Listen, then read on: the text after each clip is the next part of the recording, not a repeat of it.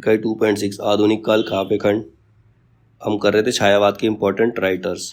तो पहला हमने पढ़ा जयशंकर प्रसाद, अब दूसरे हैं सूर्यकांत त्रिपाठी निराला।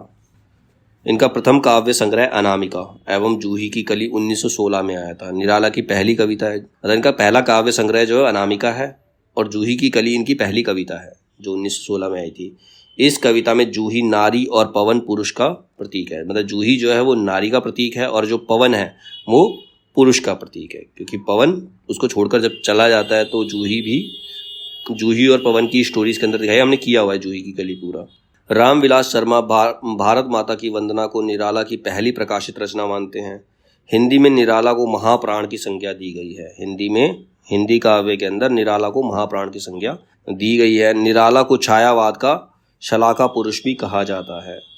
अमेरिकी कवि वॉल्ट विटमैन मुक्त छंद के जनक हैं, मतलब मुक्त छंद की उन्होंने रचना की थी, तो जनक मतलब पिता, मुक्त छंद के पिता हैं वो। निराला को हिंदी के मुक्त छंद का प्रवर्तक माना जाता है। वहीं अगर अमेरिकी कवि वॉल्ट विटमैन को मुक्त छंद के जनक कहा जाता तो निराला को हिंदी में मुक्त छंद का प्रवर्तक माना जाता है।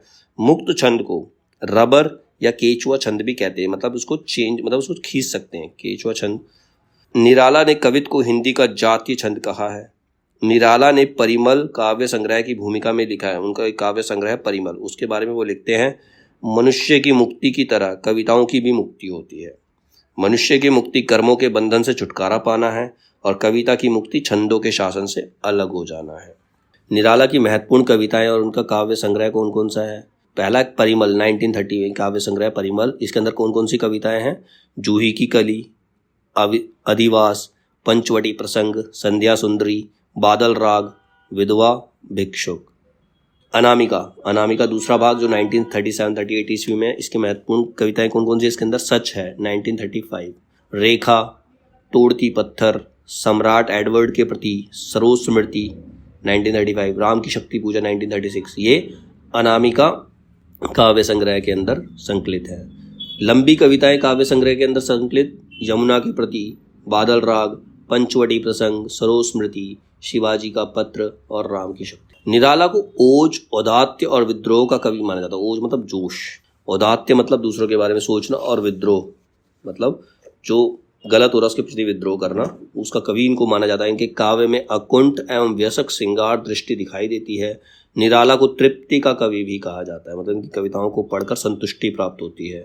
निराला के भक्ति भाव से पूर्ण गीत अणिमा में संकलित हैं।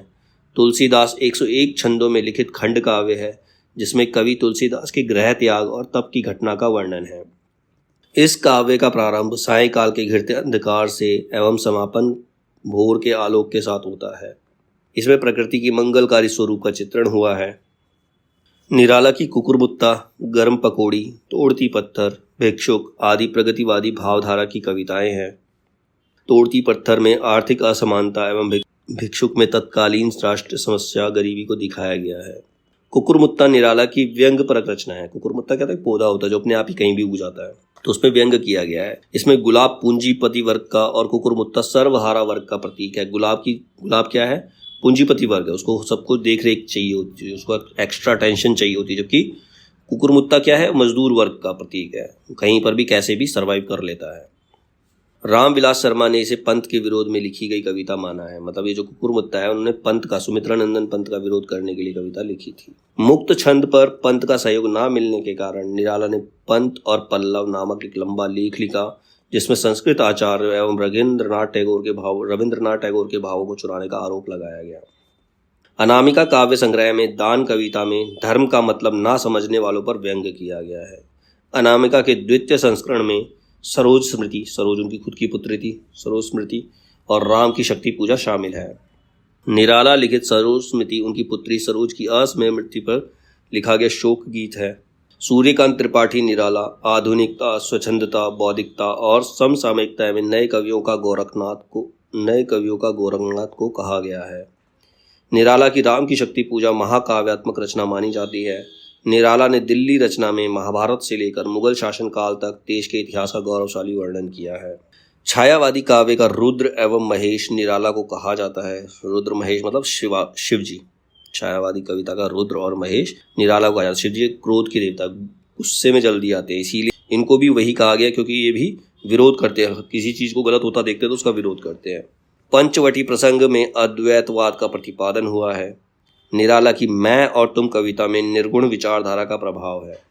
राम की शक्ति पूजा का मूल स्रोत कृतिवास का बंगला रामायण है। मतलब कहाँ से लिखी राम की शक्ति पूजा जो है, बंगला में एक रामायण लिखी कृतिवास, मतलब अलग अलग भाषा में अलग अलग रामायण लिखी गई है। ठीक है, वाल्मीकि रामायण अलग है, तुलसीदास की रामचरितमानस अलग है, बंगला रामायण कृतिवास अलग है, तो अलग अलग रामायण लिखी गई है। तो उसमें से ये छंद राम की शक्ति पूजा उन्होंने लिया और उस पर उन्होंने रचना की। राम की शक्ति पूजा कविता निराला और छायावाद की अन्यतम उपलब्धि है। गीतिका काव्य संग्रह की भूमिका जयशंकर प्रसाद ने लिखी है। इसमें काव्य और संगीत दोनों का समायोजन है। निराला के काव्य संग्रह अर्चना, आराधना और गीत गुंज में गेय तत्व की प्रधानता मानी जाती है। अणिमा में भक्ति भाव के से ओतप्रोत कविताएं शामिल हैं। इसमें छायावाद और प्रगतिवाद दोनों काव्य युगों की प्रवृत्तियां दिखाई देती हैं। अणिमा, अर्चना और आराधना काव्य संग्रहों में निराला ने स्वानुभूति पूर्वक परक गीत लिखे हैं, मतलब खुद की अनुभूति, उनकी जो फीलिंग्स है वही गीत उन्होंने लिखे। साथ ही विजय लक्ष्मी पंडित, संत रविदास, प्रसाद जी, महात्मा बुद्ध आदि विविध क्षेत्रों में व्यक्तियों पर कविताएं भी लिखी हैं। निराला ने प्रयोग हेतु कुछ गजलें भी लिखी हैं, जिनका संकलन बेला काव्य संग्रह में हुआ है। बेला में श्रृंगार, प्रगति, अध्यात्म और देशभक्ति विषयक कविताएं हैं।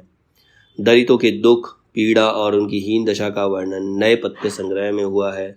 सांध्य काकली निराला का अंतिम काव्य संग्रह तथा पत्रोकंठित जीवन का विष बुझा हुआ है अंतिम कविता है। तो उनकी अंतिम कविता कौन सी है? पत्रोकंठित जीवन का विष बुझा हुआ है, ये पूरा कविता का नाम है, ये इनकी अंतिम कविता है। और सांध्य काकली जो है वो इनका अंतिम काव्य संग्रह है।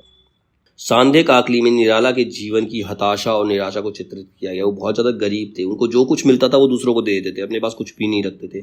तो इसी पे महादेवी वर्मा ने भी काफ़ी समय वो महादेवी वर्मा के साथ भी रहे थे, हमने पढ़ा है सारा चीज़ें। ठीक है, तो उनका जो जीवन की हताशा निराशा वो सांध्य काकली के अंदर चित्रित की गई, जो कि उनका अंतिम काव्य संग्रह है।